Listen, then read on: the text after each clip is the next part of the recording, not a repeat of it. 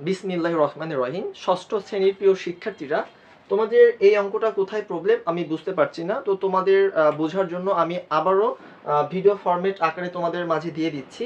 তো দেখো, খুব ইজিলি ভাবে কিন্তু আমরা ম্যাথটা সলভ করতে পারবো। আমাদের টপিক হচ্ছে নিচ শেষে বিভাজ্য, অর্থাৎ কিছু সংখ্যা দেওয়া আছে, এই সংখ্যাগুলোকে আমাকে যাচাই করতে হবে যে 4 দ্বারা ভাগ যায় কিনা। ঠিক আছে?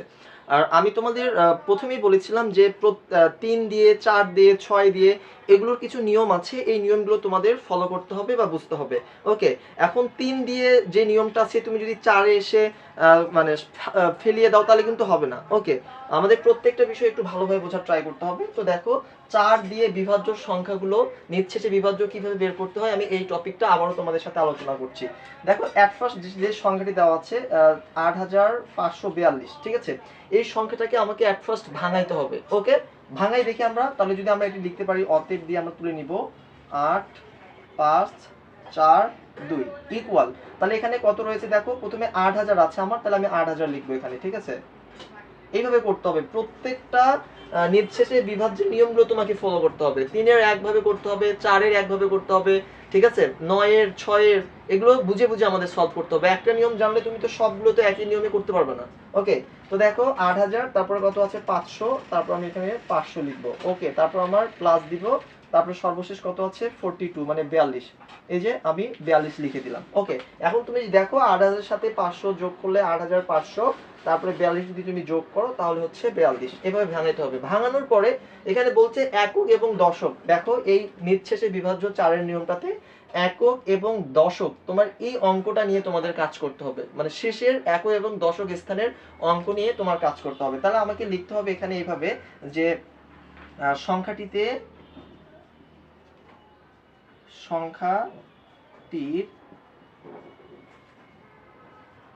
একক ও দশক স্থানের অঙ্ক। ঠিক আছে? কত আছে 42। এখন তোমাকে দেখতে হবে এই 42 সংখ্যাটা আমাকে আমার 4 দিয়ে বিভাজ্য কিনা, মানে ভাগ যায় কিনা। তো দেখি, তাহলে আমরা এইভাবে লিখতে পারি আবার। ওকে, তারপর কত আছে 42। এখন আমাকে দেখতে হবে যে 4 দ্বারা 42কে ভাগ যায় কিনা। তো আমি একটু তোমাকে রাফ করে দেখাই।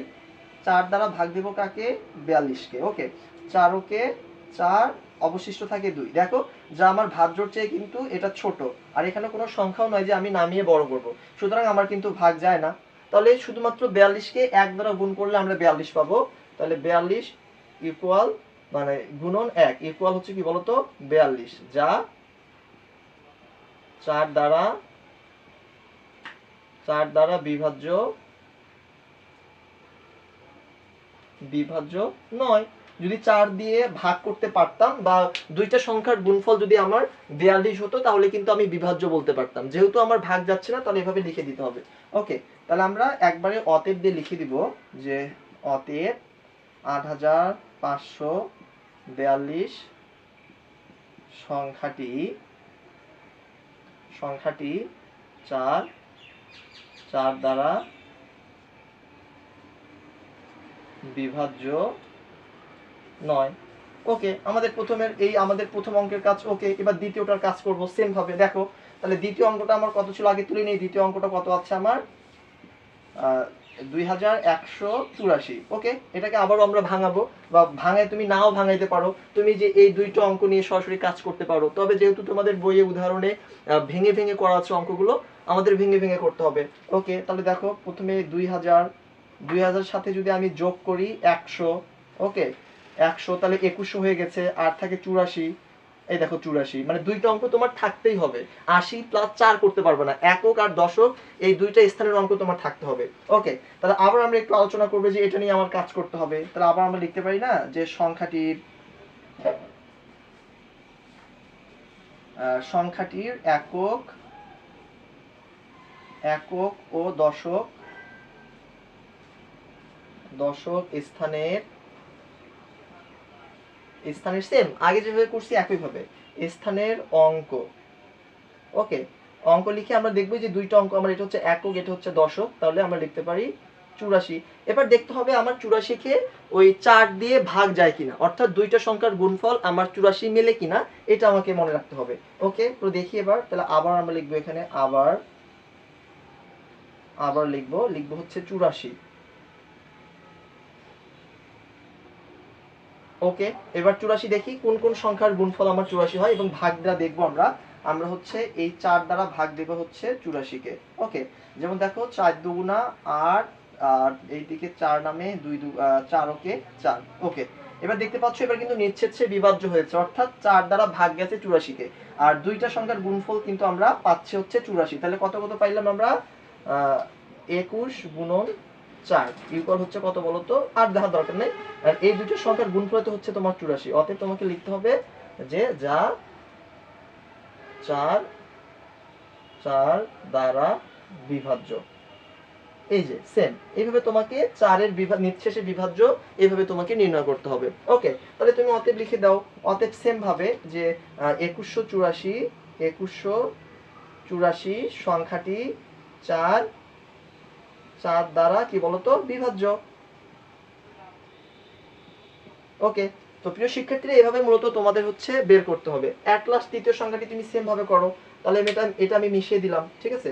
দিয়ে আমি হচ্ছে এবার তোমার হলো তৃতীয় নং যে সংখ্যাটি দেওয়া আছে তৃতীয় নাম্বারে, আমি এটা একটু কাজ করব। তাহলে কত দেওয়া ছিল দেখো, যে একবারে মিশিয়ে দিলাম এটা 5 5 2 7 4 অর্থাৎ 5274। তাহলে 5000 নেই এট ফার্স্ট, 5000 প্লাস 200 তারপর কত নিব? দুইটা অঙ্ক যেন থাকে আমার 74।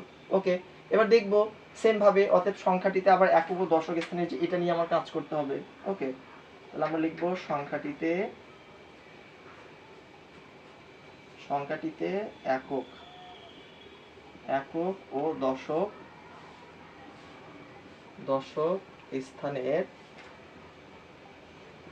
দশক স্থানের অঙ্ক। ওকে, তাহলে কত? 7 4 74। হ্যাঁ, এটা আমরা লিখে নিতে হবে। তারপরে আমরা লিখবো আবার সেম একইভাবে সব কাজ চলবে। আবার লিখবো এবার এই 74-এর আমাদের কাজ করতে হবে যে 74-কে কোন কোন সংখ্যার গুণফল তোমার হচ্ছে 74 হয়। তো আমরা এক ফার্স্টটাকে ভাগ দিয়ে দেখবো যে 4 দ্বারা 74-কে ভাগ যায় কিনা। তাহলে দেখো আমি এখানে যদি লিখি যে 4 ভাগ 74। ওকে, 4 ওকে 4 থাকে 3 34, 4 আসলে 32। ওকে, থাকে আবার 2। এই যে দেখতে পাচ্ছ নিঃশেষে বিভাজ্য না, অর্থাৎ 2 কিন্তু অবশিষ্ট বা ভাগশেষ থাকে, তাহলে কিন্তু এটা ভাগ যাচ্ছে না। তাহলে আমরা লিখতে পারি শুধুমাত্র একবারই যায় 74-কে, 74 গুণন 1 যা 4 দ্বারা বিভাজ্য নয়। তাহলে অতএব তুমি লিখে দাও সেম ভাবে যে 5274 সংখ্যাটি 4 দ্বারা বিভাজ্য নয়। তো এভাবে মূলত হচ্ছে তোমাদের নিঃশেষে বিভাজ্য কিনা 4-এর যে নিয়মটা আছে এই অনুযায়ী তোমাদের অঙ্ক করতে হবে। সেম ভাবে 5-এর করাবো, 6-এর করাবো। তো তোমরা জাস্ট একটু ধৈর্য সহকারে অপেক্ষা করো এবং বোঝার চেষ্টা করো, তাহলেই কিন্তু তুমি এই ধরনের অঙ্কগুলো খুব সহজেই সলভ করতে পারবে। তো আজকে এই পর্যন্তই, সবাই ভালো থাকবে।